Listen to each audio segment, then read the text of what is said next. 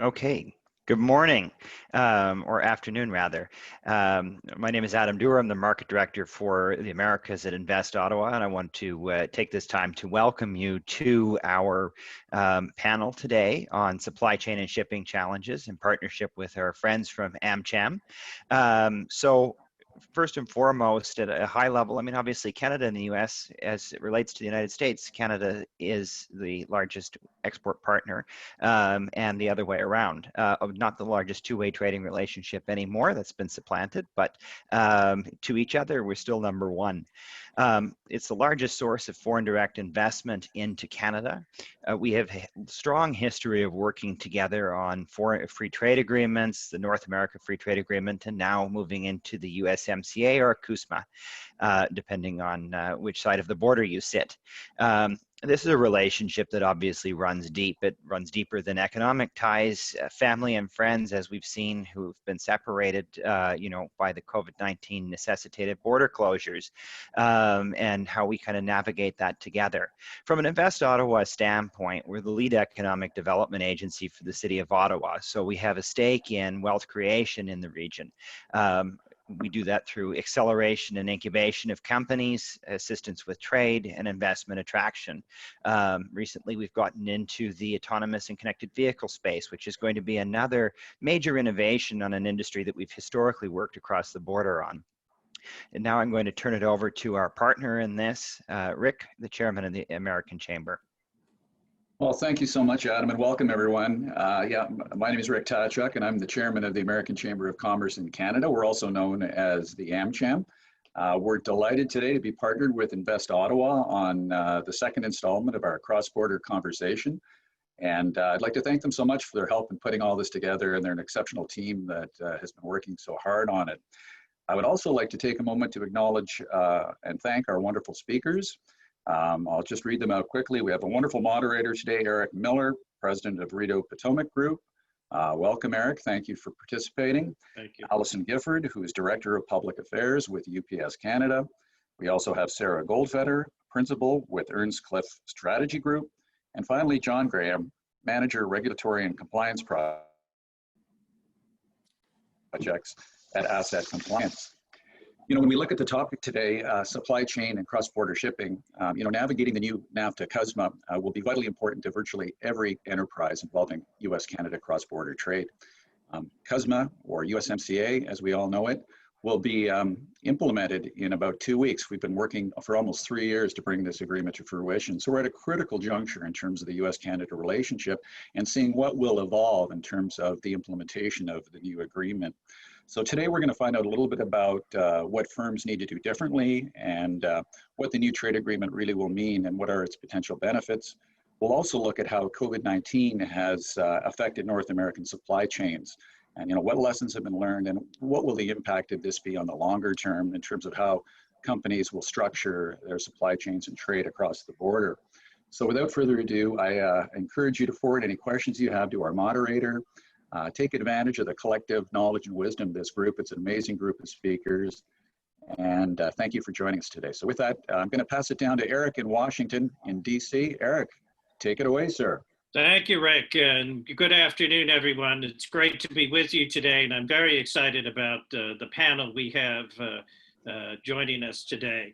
So as Rick said, we're going to focus on 3 buckets of issues. First, we'll start off talking about the COVID-19 border closures and what that has looked like. Secondly, we are going to focus on USMCA or CUSMA implementation. And thirdly, we're going to focus on supply chain realignment that we're seeing coming out of China, and what does this mean for North America and also the region more broadly. So as we go into this webinar, I encourage you to add your questions into the chat box. This will be a way that the questions can be communicated to us, and they can, and then we can ask those. Also, if you want to change the view on your screen, you can go to gallery view in the upper right-hand corner, and you can see everybody who is speaking. So as Rick has said, we have 3 distinguished speakers today. So let me jump right in here and start with Sarah, Sarah Goldfeder from Earnscliffe Strategy Group, an eminent Canada-US cross-border advisor. Sarah, how do you see the impact of COVID-19 on North America's supply chains from the perspective of both your diplomatic past and your present work with clients? How has this played out for you? Well, it's been an interesting beast to watch, and I think that in the end, what we've learned is that there is a certain level of comfort and proximity, but at the same time, we shouldn't take anything for granted. And so, we've seen some over the course of really the lockdown, I would say, and the stay-at-home orders in the United States and Canada, we've seen some supply chain hiccups as manufacturing centers have closed. And a lot of that, I think we kind of knew was coming, because as we saw what was happening in Asia, we felt our supply chains start to back up in Asia and Europe, we knew that that would probably happen here in North America as well. But I think there's certain advantages that we have in North America in that there is such a close cooperation between the United States and the Canadian governments that we were able to keep things moving fairly normally in certain aspects of trade. And so I think that in some ways we've been able to weather this better than even the EU, and that there's been an ability for the on both sides of the border to continue to operate.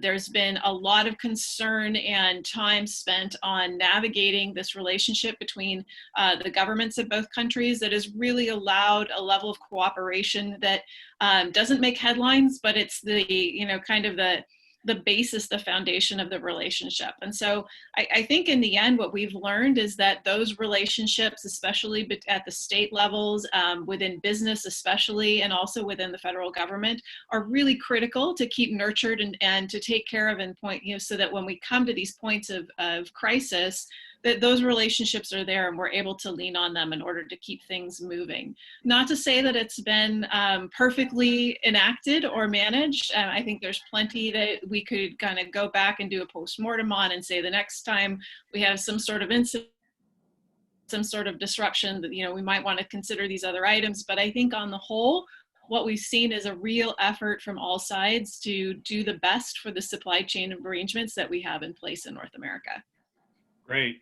So, John, I was on a webinar the other day, as many of us are on lots of webinars, and one of the senior Canadian government officials who was speaking said that there's been a 30% decline in commercial traffic since March, but a 90% decline in non-commercial traffic.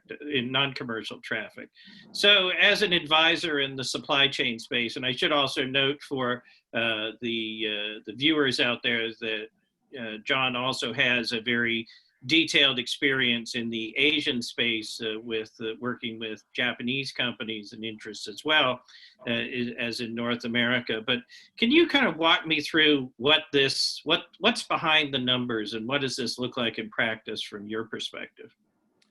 Absolutely. Well, I think it's important to really understand the sort of operation disruption impact that we've seen as a multivariate problem. There's many sort of variables that originate in the logistics space, and I'm sure perhaps Allison could also speak to some of these things very eloquently. But for example, you have like passenger aircraft, for instance, where the cargo bays were previously allocated for a certain amount of commercial goods.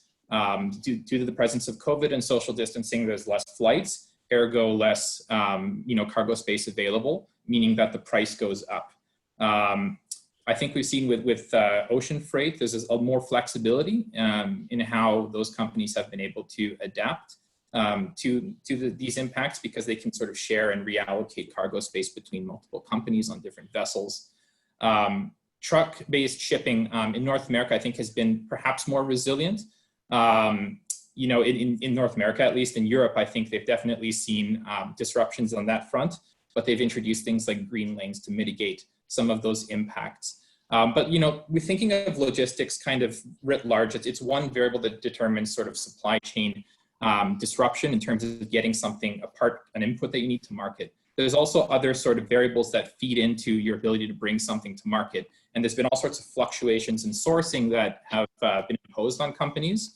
And due to fluctuations in sourcing, maybe they have a non-approved vendor that they need to understand different market access requirements for, integrate that into a holistic risk view, and then develop, coordinate internally with their company in order to bring that product to market. So it's raised all of these complexities and tangents of work that include logistics, but go well beyond that as well. And so I think it's companies in general are really seeking to find ways to become more agile in their internal work to bring products to market consistently and take advantage of opportunities. Great. So Allison, you work for UPS, and Allison I've known for a while and is a very distinguished government relations and policy analyst in the Ottawa space. Now, I think the last time I saw you, we spoke about the whole issue of pilots and air cargo. Mm-hmm. How has the COVID-19 situation looked from a UPS perspective that carries everything from large volume commercial cargo on a nightly basis to my package of documents being sent off to a publisher for a book I hope to write someday. So how does this look from a UPS perspective? Have you seen a lot of challenges, and how would you describe them to our viewers? Yeah, I guess from a UPS perspective, one of the major operational shifts for us, particularly with ground transportation, is a major shift to a lot of B2C and on a significant drop in B2B.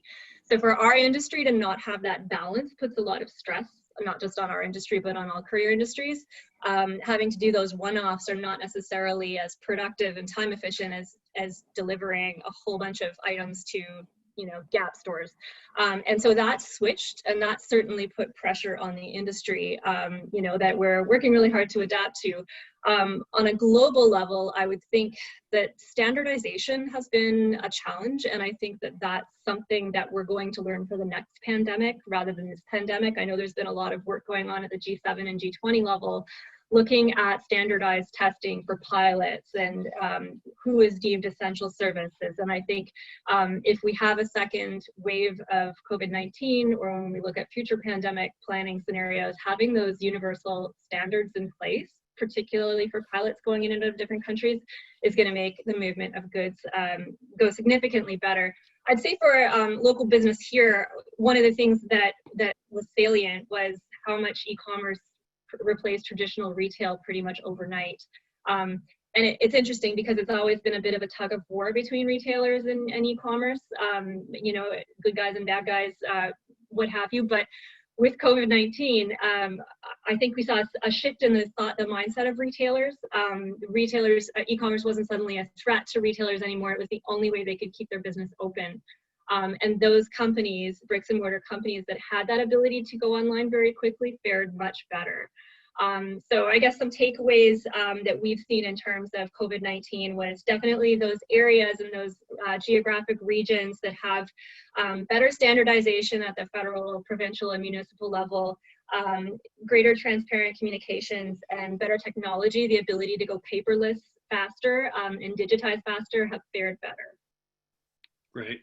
So and I guess we can get into this in the next section, but we want to make a note to talk about what USMCA/CUSMA means for the standardization agenda and how that looks. But before getting to that, I think I want to shift the conversation and talk a little bit about the movement of people side. Certainly the biggest impacts on the border, and you've alluded to this, Allison, with the question of pilots, but the biggest impact on the border that we've seen has been on the people side. And so if you take the Washington-Ottawa flights and numerous other flights between US and Canadian cities, it's tended to, in the past, be full of people delivering services, people who are advising on transactions or who are meeting with clients or whatever it is. Yet now, if you cross the border, you have to quarantine for 14 days. Looking ahead, how do we find a way to deal with those challenges on the people side? Is there anything novel that any of you are hearing about this? And I'll throw it out to the three of you and see who wants to jump in. I'll go if no one else is jumping at that. So I agree that it's really unworkable to have like this 14-day period on either end for quarantine. I really think that scaling up testing very aggressively is going to be something that's necessary. Perhaps even have some sort of PCR testing at points of entry for passengers. There's movement towards perhaps if a saliva-based test becomes feasible in the future, deploying that at different border crossings could be something. So if you test or if you have an antibody test even, and you can confirm that they, at some point in the future, if they're reliable enough, that they're not going to pose a risk to other passengers, that could be a way of circumventing some of this. Right. And could something like Nexus be used as a mechanism? Because after 9/11, we got into the notion that we separate out low risk from high risk. The Customs uses that for cargo all the time, and we do that for passengers. And so Sarah, is there a sense that we ought to be thinking about using some of these existing mechanisms and translating some of the principles we learned from a post 9/11 world to a post COVID world? I think the challenges in comparing post 9/11 to post COVID are really that, with 9/11, we identified the threats were certain groups of people. And they were specific to those individuals that might want to do the United States or Canada harm. But now what we have is the threat is actually the travel itself. And so whereas one day you may be you may have antibodies that are significant enough to pose protection, the science hasn't really been conclusive as to what that means in the long term. And so I think that there's a real challenge there in relying on, I know that in some countries they're using a green tag application or something like that to identify some sort of immunity or the fact that you don't have it. So some sort of immunity passport. And I think that the challenge really is that the science is still out on that. And until we can really feel confident in that, I think that the preference is going to be these slower processes. And, I will note that for essential workers, that 14-day quarantine isn't necessarily in place. And so there is the ability of individuals to come into Canada to do whatever it is that they're being brought in to do, and when they're done, to return to the United States. The challenge is those workers that do go back and forth across on a regular basis, and how do we manage the risk of that versus really the requirement of that to continue to happen, which is a huge policy issue that I don't think gets resolved in the near term with technology or any sort of anything that's necessarily tied into any pre-existing paperwork, such as the Nexus card.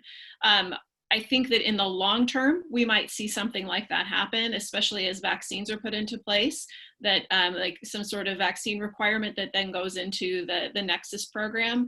But for now, I think the challenge is still really emerging and evolving and identifying who's safe to travel and who is not, which is why you see the border remaining closed to non-essential travel. Allison, what's your sense on how we get through this difficult situation, and to some extent, what might be the legacy of the COVID experience? Because it seems pretty certain that it's going to leave its mark on the Canada-US border and how it works, and on supply chains more broadly. But you work for one of the biggest carriers on the planet. So how are you seeing this?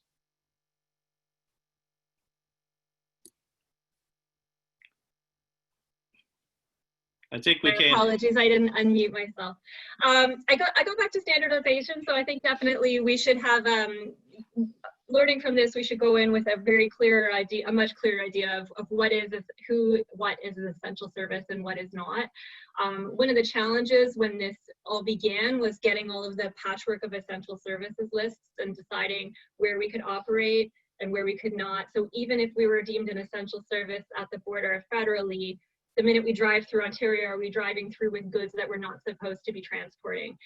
So understanding that patchwork of jurisdictions and having a very clear idea going into it, and not waiting again, for weeks at a time to figure out where we can operate at any way that we can ensure continuity. So having those pre-established essential services lists as much as possible, having a global testing regime so that for example, a pilot that is going into China is not constrained without a doctor present for a test. Things like that are legitimate things that we have to figure out at a multilateral level. I would say in terms of your beyond the border kind of recommendations, and this will also sort of tie into some of the spirit of the CUSMA agreement, things like increased digitization, we really have to get on that. Paperless procedures, we have to get on that. There's been a lot of signals domestically and through the digital practices chapter, but we really do have to accelerate our procedure. Faster reforms of customs procedures and release processes, greater adoption of green lanes, perhaps some for essential goods. And I think working faster on our Every Country's e-commerce program will be more helpful, because green lanes are nice, but sometimes our drivers can't even get into green lanes because the procedure is so backed up at the actual border. So that digitization, things like advanced data, looking at pre-clearance more seriously, I think that that's going to address more than just the need for more green lanes. Right. And have you been, as you've had these discussions in Ottawa, presumably remotely with people, have you been finding receptivity for different thinking along those lines? It's hard to say. I mean, Ottawa's in a triage mode right now, so I don't know that there's been clear policy directives, but I think a lot of various trade associations are seriously looking at that now. I see groups like the Beyond Pre-Clearance Coalition has now incorporated, and now they're looking at coming together with a concrete post-COVID strategy. So I see that happening for sure. That's great.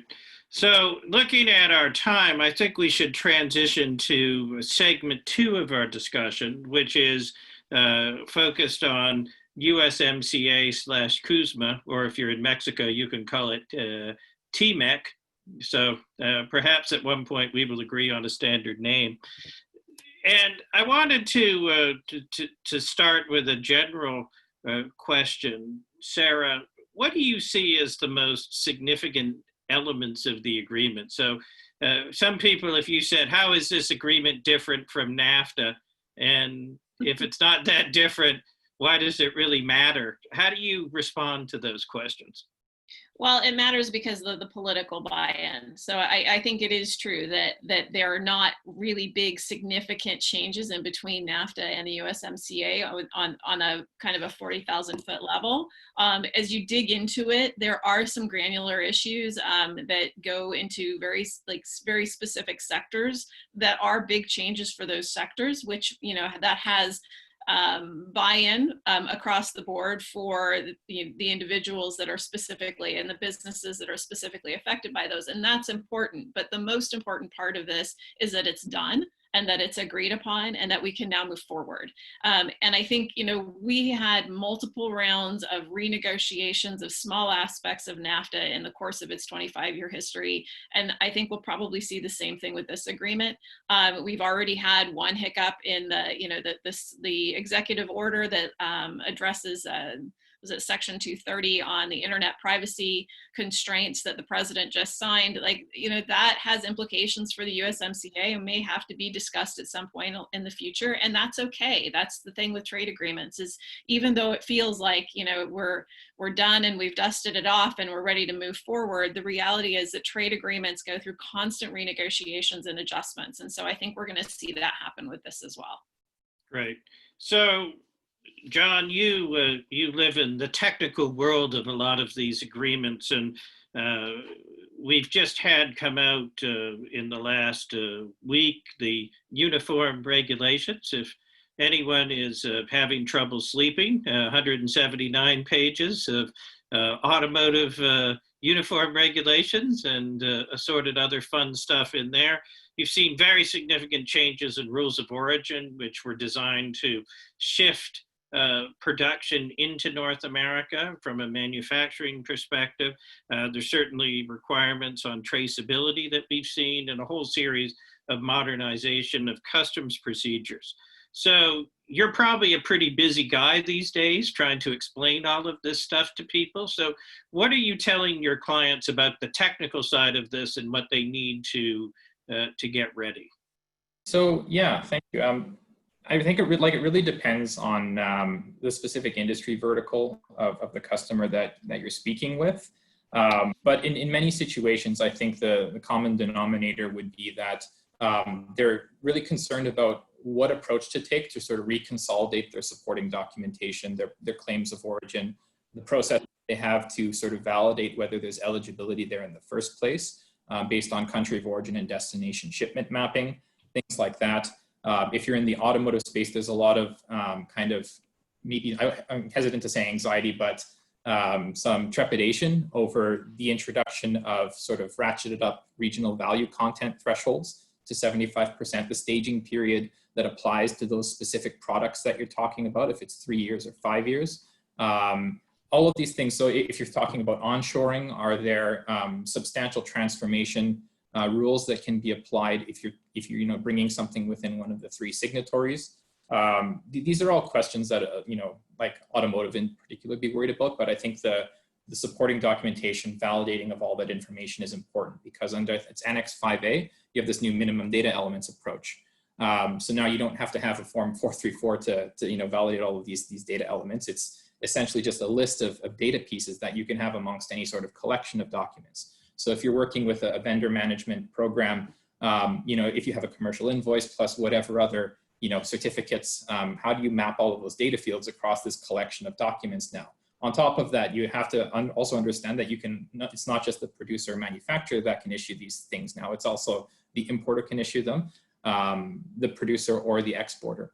So this adds a layer of complexity. It necessitates a new process whereby you establish a baseline understanding with your suppliers, where you say, hey, this is updated supplier code of conduct, let's say, where we're going to clearly indicate that there's an expectation that you revalidate and reissue these documents on a given cadence. You clearly you indicate the blanket period for those supporting documents, and then you have a new engagement program that captures all of that to make sure that you have a defensible chain of due diligence. Right. So it sounds like in many ways, there is going to be more digitization forced and more standardization required, because of course, everybody is going to have their own system. And so, Allison, you've talked in this webinar so far a lot about the standardization piece. What do you see as the good, the bad, and the to be improved upon on this particular agenda? Because certainly you would hope that the provinces and the federal government in a Canadian context would have more common understanding on things. USMCA/CUSMA offers an opportunity to do this on a North American basis. Where have you seen the biggest wins in terms of the standardization agenda, and where do we need to go? The standardization agenda as it relates to CUSMA? Yes, particularly on border clearance, customs procedures, the requirements for electronic transfer. So one of the pieces that came up, and we actually got a question on this, was on, is there going to be a standard format on certificates of origin? That's something we definitely want to make a point to answer. So how do you read CUSMA/USMCA as a vehicle for driving forward a digitization and a standardization agenda? Well, I think a lot of it is in essence right now. From what and my more seasoned trade friends can jump in and correct me, but the digital trade chapter was a commitment to further digitization. I don't actually see that happening yet. There was also a commitment to greater pre-clearance. I don't know that that's happening yet in terms of goods. Does anybody else want to correct me on that one, or am I lost? John, Sarah? I would say that's the correct understanding, broadly speaking. I think that there's going to be industry initiatives to develop specific templates for example, certifying documentation. Mm-hmm. You've already seen this from a number of brokerages. The company I work for, we've produced a template that we're going to release to our customers. Yeah. For a lot of these things. There's also broader industry trends outside of the context of CUSMA specifically. Like in Europe, for example, they have an initiative using, chambers of commerce at the local level to issue accredited certificates of origin and digitized certificates of origin. So there's broader trends that may come into play at some point in the future. but I don't think that's clearly laid out in the legislation yet. Yeah, and on the certificates of origin, I'm sure you've heard this before, but they're no longer accepting NAFTA certificates after July 1. It's just going to depend on the data points now, and that can be written on the back of a drugstore receipt for all the care, it seems. So it sounds like we're going to see templates coming from CBSA and from CBP very soon, because I think both agencies are very tired of people asking for templates. But as John had mentioned, and it's the same with UPS, we will give templates to our customers. They're already made. I've seen them, and it just walks them through those 9 data points. So that's as much as I know right now. And as I think a public service announcement to people, I'm also told that NAFTA advance rulings are no longer going to be valid. So you have to go and get a new advance ruling.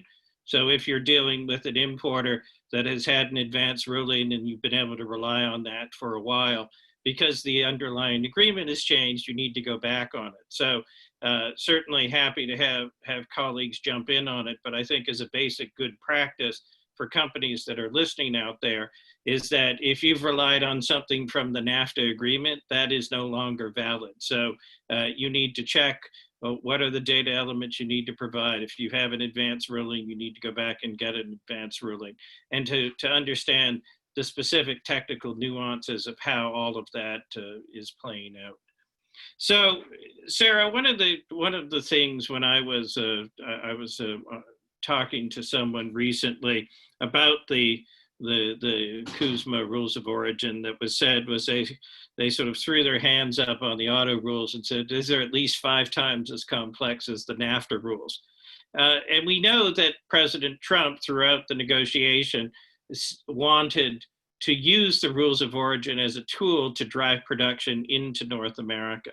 So do you think that we are going to see a shift in production and sourcing from North America? I mean, AKA, is this thing going to work after all the way that they wanted, or are there going to be some unintended or unforeseen consequences? Well, I think we need to be clear about what the president's actual, what his motivation was on the rules of origin and what he was actually looking for. And really, it's not about driving production back into North America. It was about driving production back into the United States of America. And I think that in many ways, the rules of origin and the universal rules that are being applied to the auto sector will do that. And I think that that is a concern of, of some of the auto industry. But I think overall, the longer term implications of this agreement are going to be hard to initially ascertain, because as I mentioned, these things become opened up for renegotiation and re-agreement over time. And so if you see a change of administration in 2020, for example, and there's particular, the auto industry along with the government of Canada really came up with a lot of the core conditions in these auto rules of origin in order to get the agreement moving again, because as we'll all recall, it felt like it was pretty much stalled out for a while there. And so a lot of these pieces were brought up in order to keep things moving, with the sense that any agreement was better than no agreement. So as we move into a new administration, we might find that some of these things get renegotiated or opened up to some extent.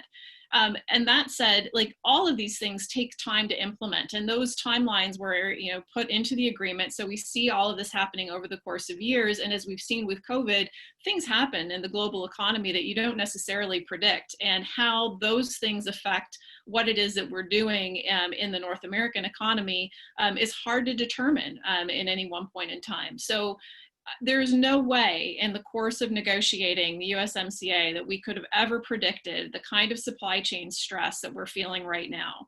And how that plays out in the next 1.5 to 2 years will really affect what happens to this agreement in the long term. Yeah, and I guess it's also important to recall that we have the formal 6-year review as well, which is not something that had existed in the original NAFTA, where it was done and was meant to kind of live on. In this case, there is a formal review among the 3 parties of, do we like this thing, and how's it going to work, and so on. And so And just one more thing, Eric. I think that going back to the standardization discussion that Allison was having, those are the pieces that's the cream that will rise to the top, right? Those are the pieces that I think we'll hold on to and that will develop more over time. And I think especially within the North American market, right now we see a lot of, there's some fissures between regulatory aspects in all three countries that need to be addressed in the coming years in order to make this agreement work in the long term. And so I think that those are things that we'll see brought under discussion, and industry takes a lead on this to a large extent, but I think you'll also see certain states, certain provinces, and political actors also push forward a discussion about how do we make this agreement work when it actually push comes to shove after July 1st. Yeah, and where are those bilateral, trilateral, multilateral efforts? I mean, us nerds here have been bemoaning the loss of a real RCC for a long time, and we don't see the border on the RCC, the current RCC agenda. It got pushed right out. So who's going to do it? Where is that bilateral goodwill post USMCA to pick up those pieces again? Because I think it's going to become more important than ever now that we have that kind of regulatory coherence and standardization between Canada, US, Canada, US, and Mexico, and beyond. Yeah, no, and I think that's a crucially important point. And one of the things we saw with the RCC, and I just as an aside, I did some work on the RCC process, and certainly it was no lack of trying from Treasury Board that this was not moved forward, but the Trump administration was not in the headspace to really focus on this in a significant way. And so I think collectively we need to be putting our heads together to think through how we put this on the agenda, and in particular, how do we get bilateral processes that can allow regulatory alignment to move forward in both countries? Because the problem is it sounds really great up here, but when you actually get into it, the minutia is so great that it sometimes can get to get lost in the mix. And so I guess that goes to the other question of post 2020, do we see a push from a Biden administration to rethink some of the USMCA process if there is a Biden administration, and what are the risks on that front? Because you've certainly seen this agreement being very closely identified with President Trump. So, Allison, Sarah, what do you think on that particular front? You want to start, Allison? Well, I mean, you're the former U.S. diplomat. Very nice. Well, I mean, I do think it's important. Spoken like a future Canadian diplomat, at least it sounds like. Yeah, I mean, I would note that Biden was part of the administration that brought TPP, and so he's mentioned before that there's a chance that should his administration actually be in charge of anything, that would be something that he would look for the United States to rejoin TPP. So you might see this agreement eventually supplanted by a broader TPP that would require a whole nother set of negotiations, which would probably be very painful and drawn out for all of us. But I mean, I think there is a chance that some of these aspects would be renegotiated. I also think that we have to look to the politics in all three countries to understand what the potential outcomes might be of a second round of renegotiation on this agreement, because there's political mandates within each country that go in very different directions. And what we've seen in the López Obrador government in Mexico is not at all what we experienced during the first parts of the negotiation of the USMCA. And so that may change also the makeup of the agreement.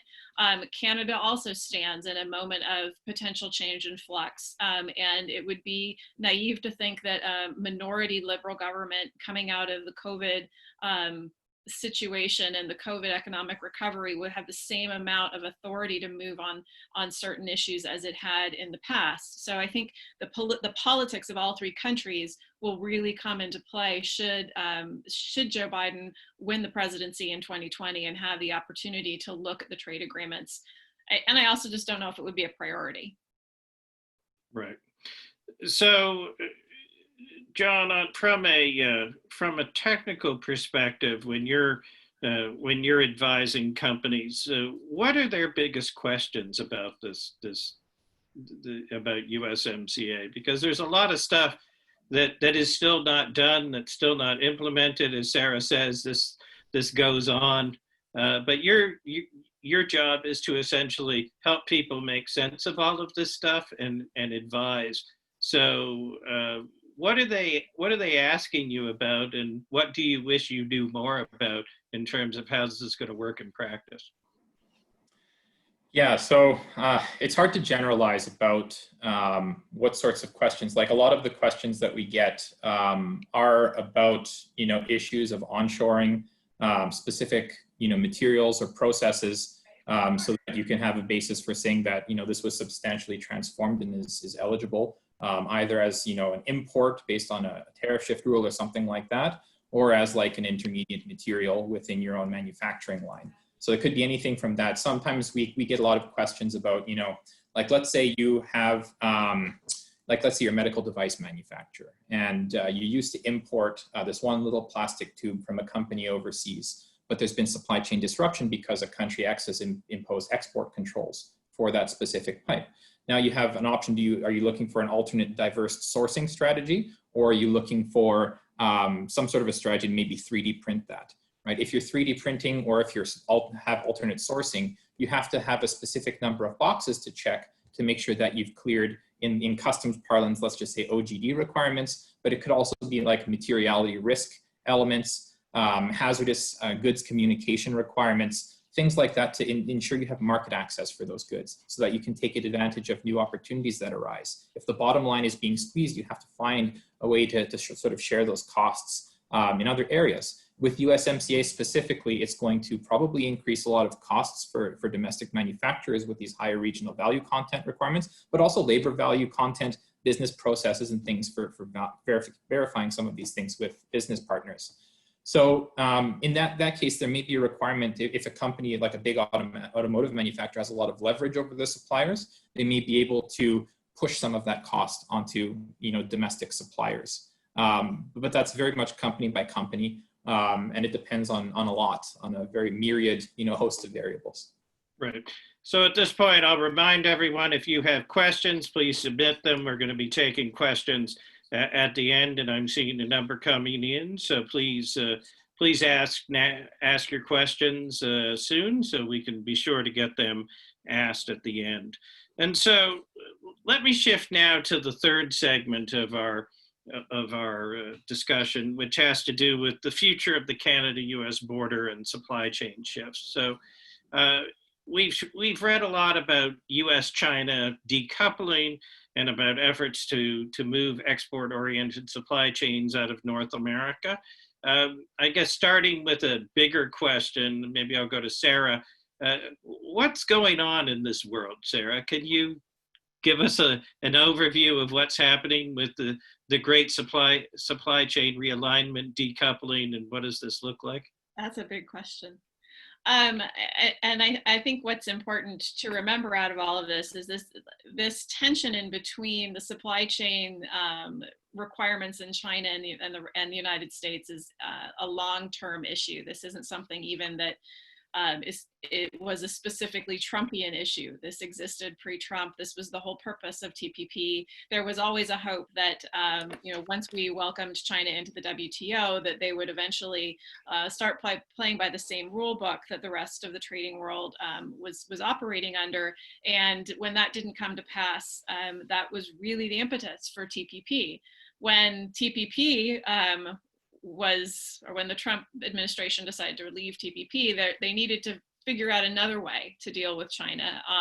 And arguably this has been it. And we saw this heading into COVID. And even last year, there was the discussion of, how do companies that feed into the Chinese supply chain that then feeds into the North American and the European supply chains, how will they operate in the future as it became harder and harder for things to get into the United States because of the trade war in between the Trump administration and China? So this predated COVID, but then once the shutting down of a lot of the supply chain, a lot of the manufacturers that feed into the supply chain happened in China, it really became clear to us that we need to start rethinking how we do business. And so I think in the long run, what you're going to find is that businesses that relied on China for inputs are going to look for multiple points of reference and multiple ways to either provide resiliency or redundancy into their supply chain in order to keep things moving across the separate markets, because in many cases you're finding that goods that are created can get into one market but not into the other market, and so you see this kind of bifurcating of industry.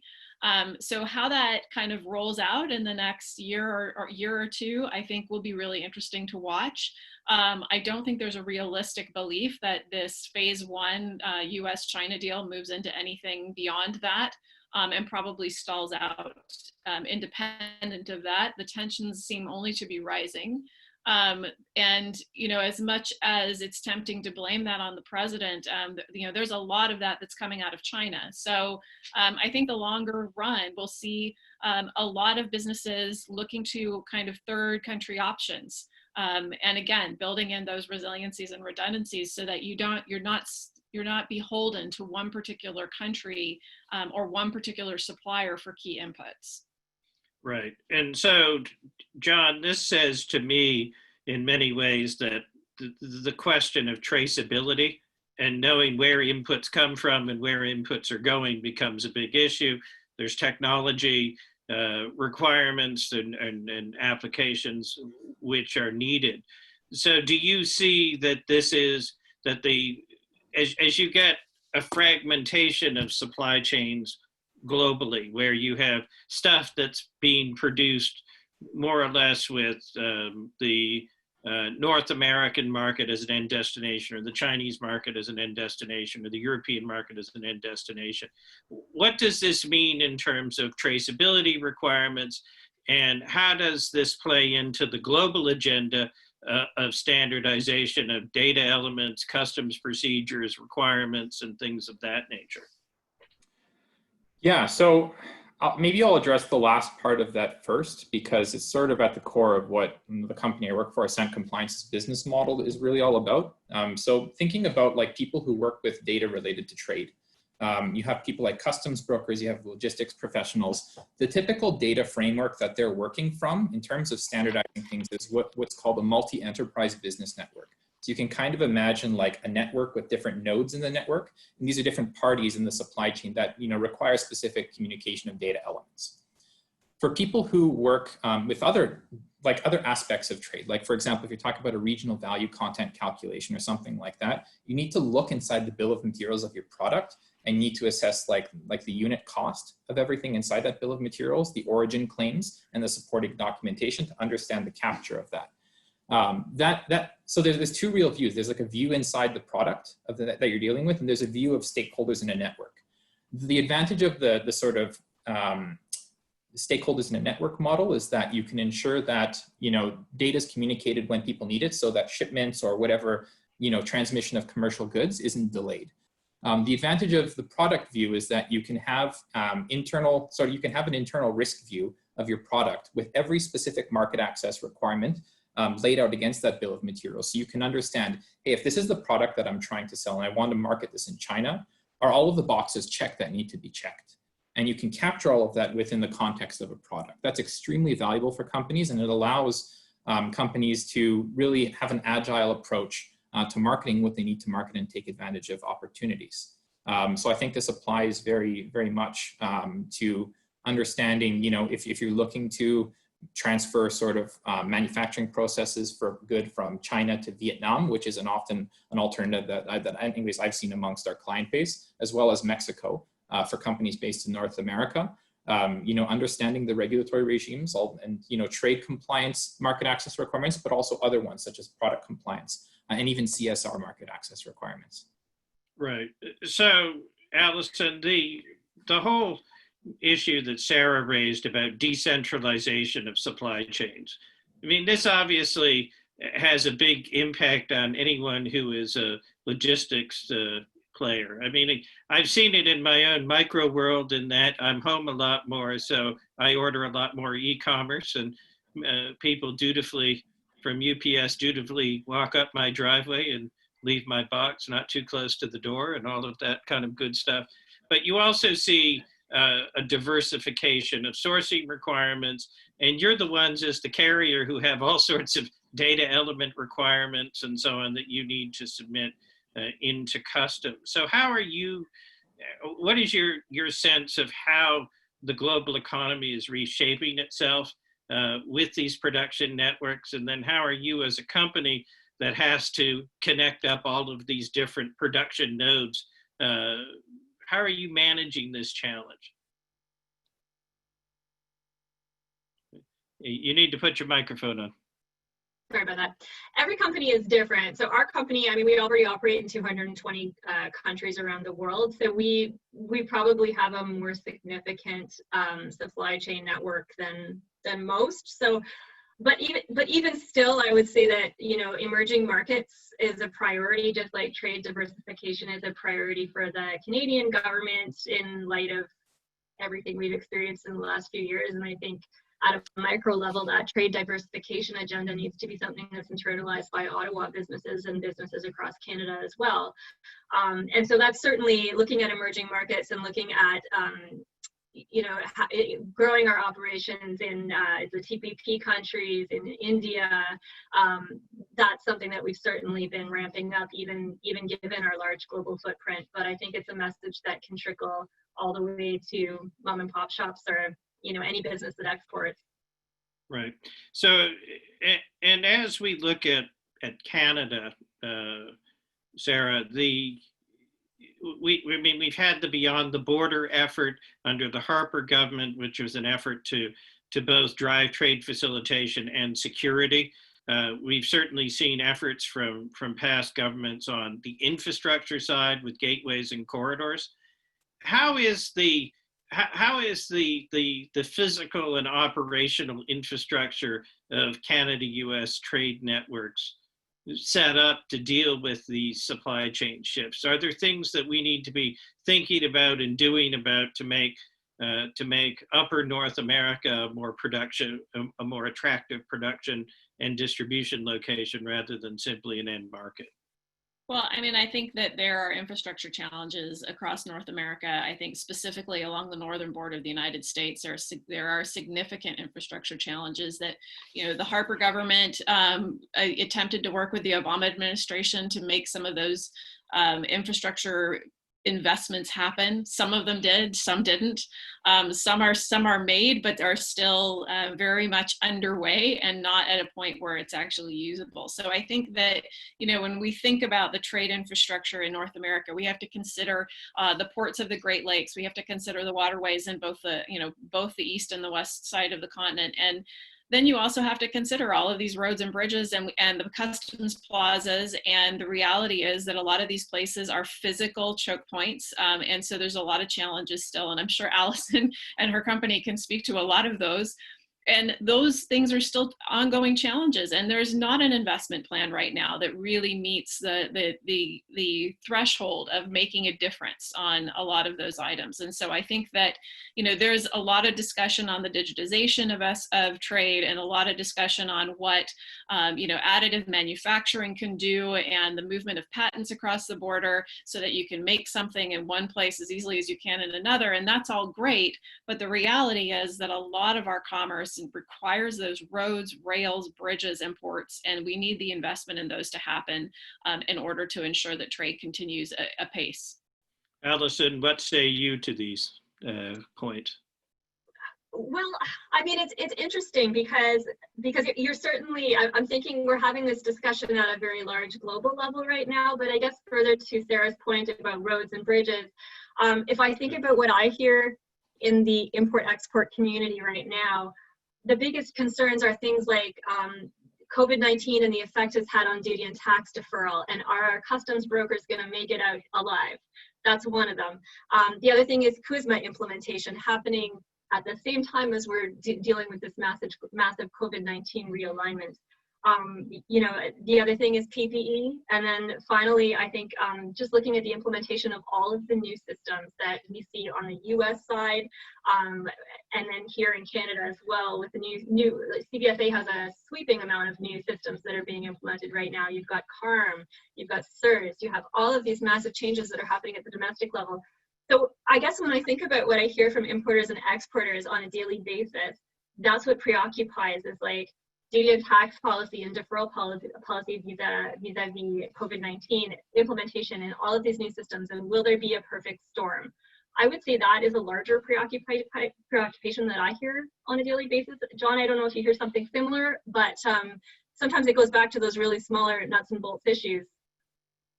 John, is it a perfect storm? Will the brokers make it out alive? And what should we do about this and the other points that Allison's raised?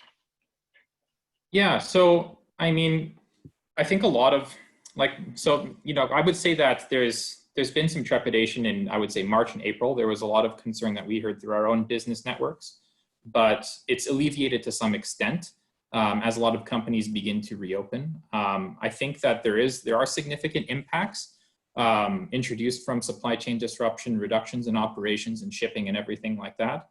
But I don't think it's going to be something that's prolonged and sustained, and I think there will be a recovery in broad terms. Right. So at this point, I'm going to go to some of the questions, and let me throw these out and see how you respond. So we have a question on how do you help, or how are you helping small trucking companies in these difficult times? So they're trucking companies. Trucking is the lifeblood of the Canada-US border, and small trucking companies, you've certainly seen a lot even in the US, have run into difficulties. There's been bankruptcies, so as if there's not enough stress in the supply chain and for the people running them. Allison, what are you hearing on the trucking side, and with some of the contractors you may use to move goods? Are you hearing challenges, and is there anything we need to be doing on this front?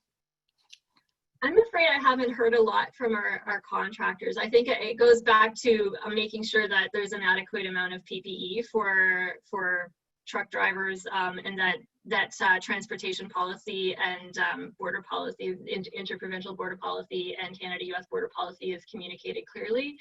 But I haven't been hearing a lot of, a large amount of our stuff is carried by our company, and then it would just be our final mile contractors. So right.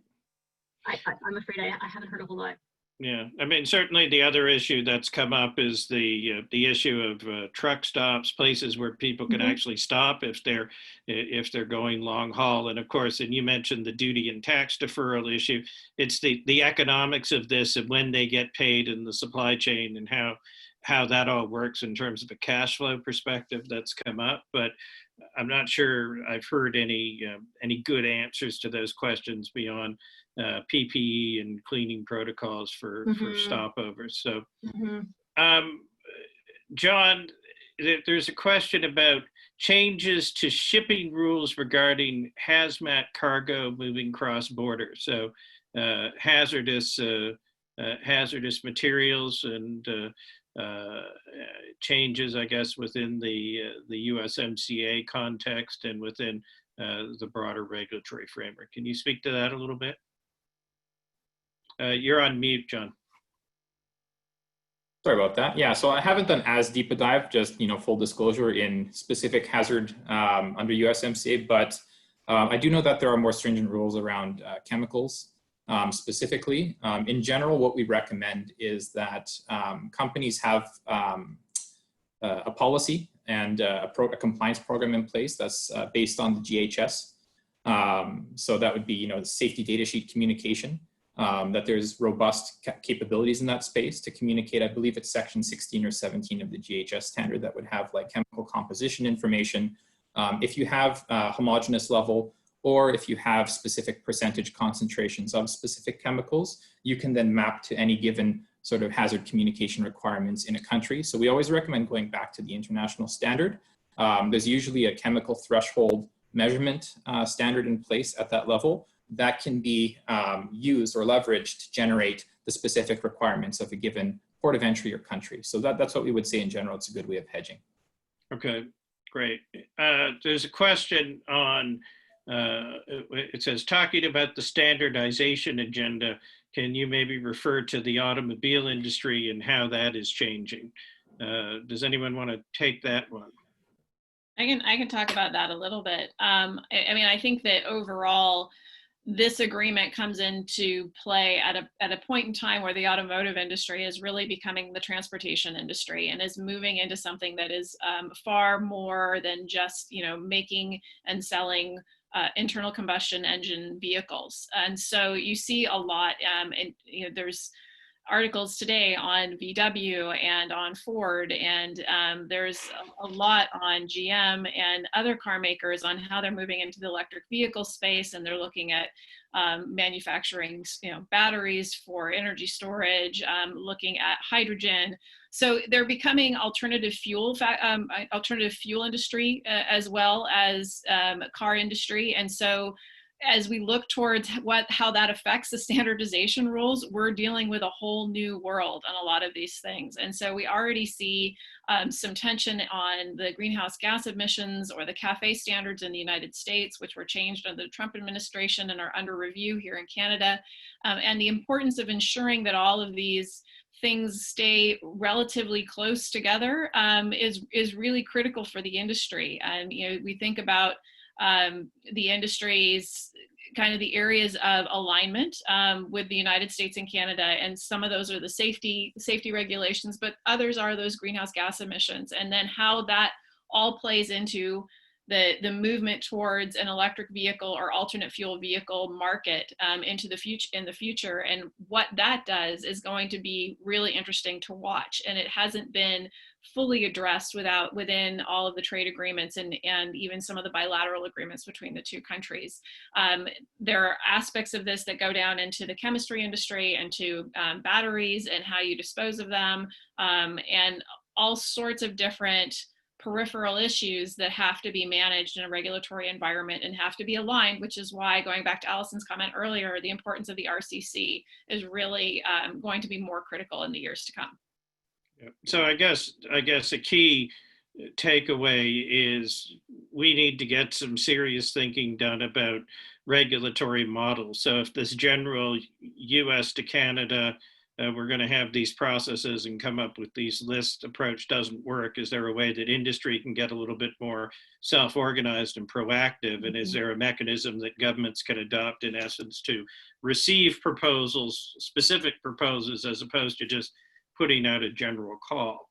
And then because we got this question on that, just to refine on the standardization piece, in some respects, we're back to where we were in the 2005 to 2007 period, because you have some states in the US and some provinces in Canada went with the California model versus the model in other parts of the country. And you had the Bush administration suing California over its differentiated standards. And this eventually led to a process where the 2016 to 2025 standards were negotiated by the US federal government and California, and everybody agreed to adopt them. So now we're back into a mode of divergence again. And the industry is throwing up its hands saying, we're not really sure what's going to happen. So lots of work on that front. There was a question on what are the trends, what trends are panelists seeing in terms of how buyers and suppliers within North America are mitigating their risk of non-payment or non-performance? So Allison, John, what are you seeing on this front? And this goes a little bit, I think, to your deferred duties and taxes piece, Allison, that you mentioned earlier. So either of you like to jump in on that? I haven't seen clear enough data yet. I know it's coming, but I haven't seen clear enough data. Okay. John, what do you? Yeah, so I'm like similarly, we don't, I don't personally like regularly work in the space of accounting with customs. So it's not really something I have my own data set to work off of here. Yeah. Yeah, What- because of the deferral, it's hard to tell until the deferral period ends. Yeah, I mean, I know I've talked to some customs people who've said that the problem is if the broker in essence fronts the money to pay duties and taxes up front, it's the question of when do they get paid again and made whole? How much are they on the hook for? What about penalties and all of those sorts of questions? So there does seem to be, and I've heard this from some people in and around the Canadian customs brokerage community, that this is a live issue, but certainly I think one that we want to keep an eye on. Yeah, it is an ongoing issue. And what the plan is after this deferral period is done, I think it's the end of June. Will it be extended, and Right. how will it be extended? Will they do the same format? I don't know, but I haven't seen the numbers yet. Yeah. There's a question that says, can you perhaps mention one main positive outcome regarding the CUSMA agreement besides digitization and standardization? Yeah, I think I answered that one on the chat, but there's a higher low value shipment threshold, gone from 2,500 to 3,300 Canadian. Mhm. So that will allow for streamlined reporting and release and accounting procedures. I believe that you are exempt from proof of origin information for anything under 3,300 now. So it's just a bit of ease of movement.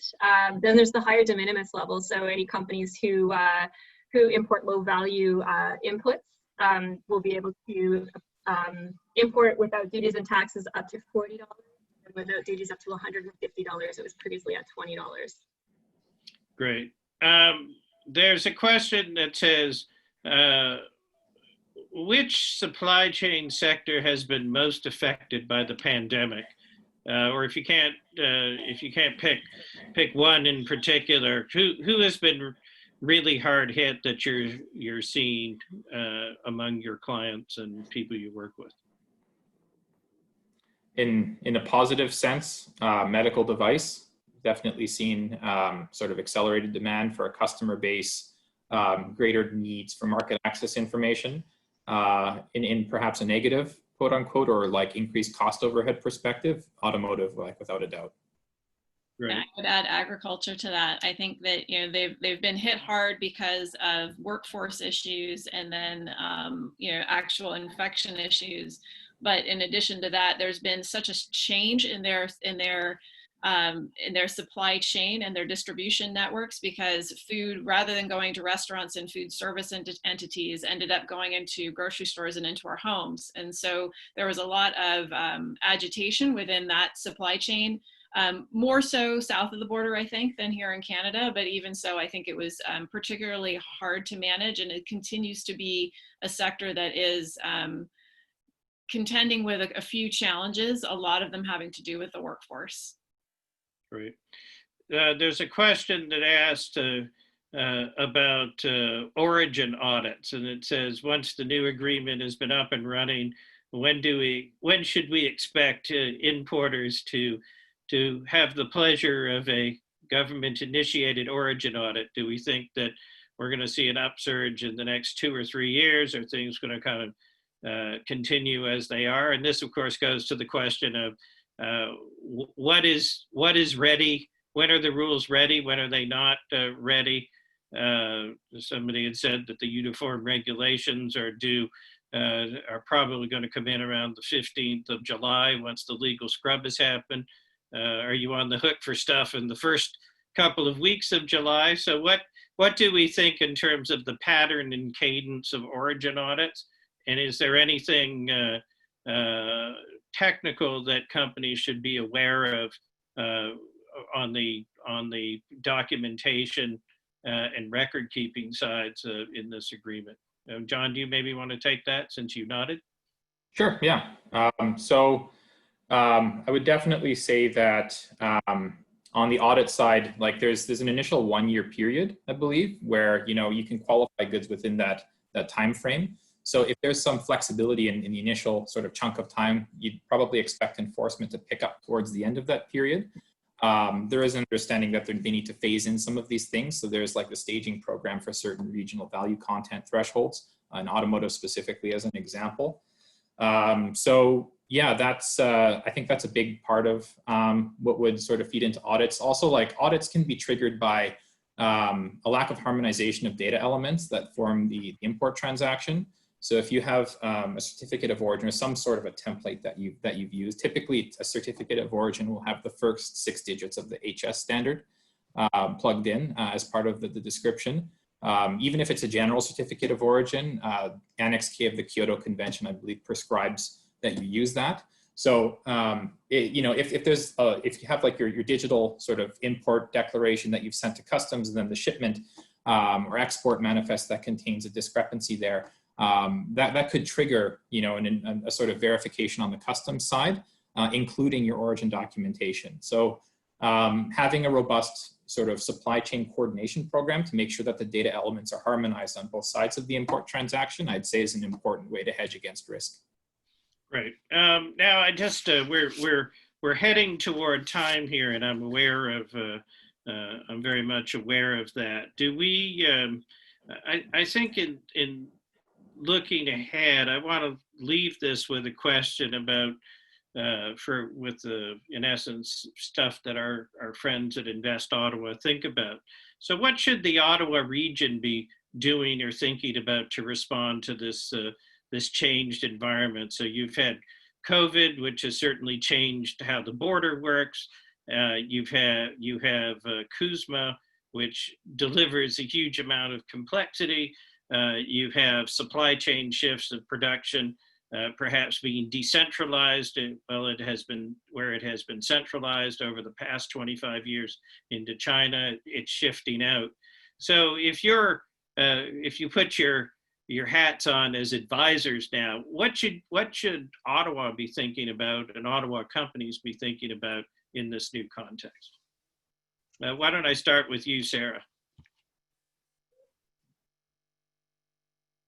So I think what's important to kind of look at globally right now is how countries are looking at the economic recovery on the back end of this pandemic. And it's really instructive to look at how countries are choosing to invest in their economic sectors. And China has just announced $1 trillion plus of money going into their tech industries. And so, you know, I live in Canada North. I live in the center of the tech industry here in Ottawa. And I would say that, you know, it would be something to consider to look at how do you really expand the investment into certain sectors in a way that makes sense for global trade. Ottawa has, you know, it has a number of startup companies and larger companies that have really achieved kind of global prominence. And there's opportunity here, but you're going to have to protect against some of these other countries and how they invest their money coming out of this economic slump to see that you're still remaining competitive. So I think, you know, Ottawa has a lot to deliver on that. And I think that that's really going to be, in the end, how countries manage themselves on the back end of COVID. It's going to have a lot to do with their individual plans for economic growth and recovery. Right. Allison, what do you hope or wish the federal government was doing to drive forward Canada's economic development in Ottawa? Well, I think I've hoped several times on this call for a renewed regulatory cooperation effort at the border. You know, I know we have a lot of trade association groups that are nudging in that direction, but I would wish that that it might be more formalized at the federal government level. Either if federal government's not comfortable leading it, wants industry to lead it, that they just sort of broaden that mandate and capacity and bring it to the center. I think and also a more sophisticated e-commerce strategy. Yeah, and on the regulatory piece, you might not even have to spend $1 billion to make it happen. So, John, from your front, how do you see Ottawa is positioned within the global trade nexus? Yeah, so I think we're very much on the side of services, software, and like on the services side, the way you remain competitive in an international market, also in the presence of like these trade agreements that are emerging, would be to have a robust means of leveraging, like, for example, cloud-based data warehousing options, so that you can stand on the shoulders of giants and then have this big provider who meets all of those regulatory requirements across various jurisdictions and allow you to bring your product to market. In the sense of like commercial goods manufacturers, we have, like, I think, a small group of very energetic companies that are in the Ottawa area. But I think it needs to be grown. And I'm a big fan of cluster theory in economics. So this idea that, you invest through foreign direct investment, government support, public-private partnership, and also with academia, to develop a hub of expertise physically in a specific area. I think that's what our software sector is. The reason it's resilient is because you have many companies in one place that can hire people between the companies over time. We need to have that for manufacturing as well, if we're serious about developing that side. Otherwise, an impact to one company could wipe out any progress in developing that critical capacity. So I think the work of Invest Ottawa, but also like Invest Canada and these other institutions that are set up to attract this kind of money, are going to be absolutely critical as part of a recovery plan and economic development plan. A big agenda ahead. So with that, I think we'll close. Just as a reminder to all the viewers, this discussion will be posted on YouTube, so you can watch it again and again. If you are inclined to do so, please do so. Please share with others who might be interested, and feel free to come back with any follow-up questions that stick in your mind that were not answered. There is a survey. The one thing we ask you to do besides watching the event and of course participating with your questions is to fill out a survey. This is how we can know whether the event helped to fill knowledge gaps or answer questions, and it really helps a lot in terms of understanding the reach and the audience and what we could all do better. Feedback is invaluable, so please, please, please fill out the survey. And so with that, we will bid adieu, farewell. Thank you very much to all of the panelists. It was a very interesting discussion, and we hope to see you all again soon. And of course, stay healthy out there, wear your mask, and do have a good summer afternoon. Thank you very much. Thanks, Eric. Thank you.